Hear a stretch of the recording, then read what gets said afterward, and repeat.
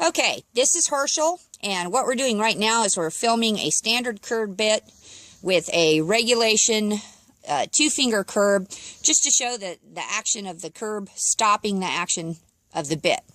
So if we're pulling the reins, both hands, both sides of the bit move equally. You can see the cheek pieces move, you can see the curb strap flex.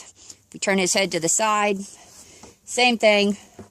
And with these bits, if I pull one shank, you can see the other shank is also still moving, both sides of the curb moving. So if we tighten this curb chain, go up a hole on each side,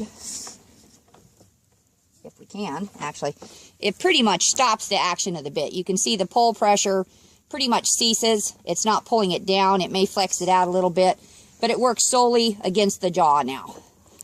Okay, pause. Okay, this is Herschel now. He's in a standard 3-ring Wonder gag. This is the Winchester version, so it's probably a little longer shank than the Pessoa.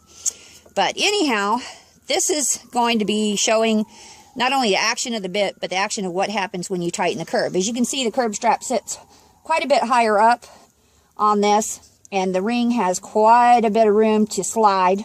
It's going to provide pull pressure, it's going to provide gag action, and curb action. So this is in a standard 2-finger curb right now.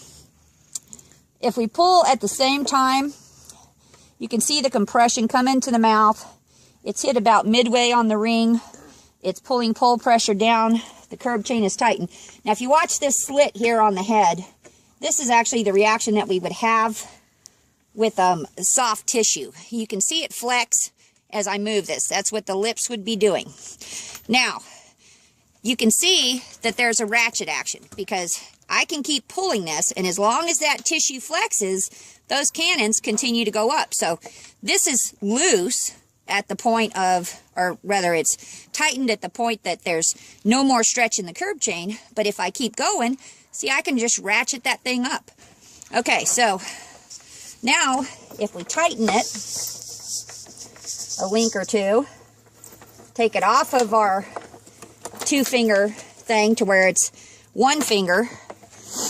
Now, on a standard bit, if you were pulling back with both shanks, it's going to react. You can see it start the compression here. And what these gag bits do, they actually start to come into the side of the horse. You can see the shanks have to drift in. But the other special thing about these is most of them are not used two-handed. So if I'm doing a pattern and I'm going to make a hard right turn, and normally this curb strap is at the end of extension, it can go no further. Now I'm one-handing it, look what happens.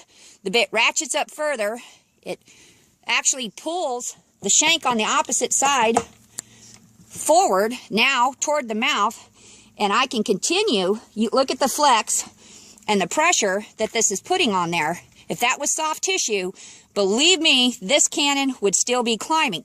And as this climbs and ratchets back, the other side of the mouth is doing the opposite. It's coming down the shank, and that shank is ratcheting forward. You can see when it releases the pressure, this wants to go forward. So if I switch, and now I'm making my left turn, you can see the bit do it again. It's ratcheting up, it's reached the end of the curb, but it's still putting pressure as long as the tissue folds, and that right shank now has come forward. The cannons on the right side have come to the bottom of the bit because that curb strap has dragged the bit across. So these are ratchet bits, and unless you're using them two-handed at all times, they're going to torque in the mouth, and they're still going to have the ability to apply pressure to the opposite lip.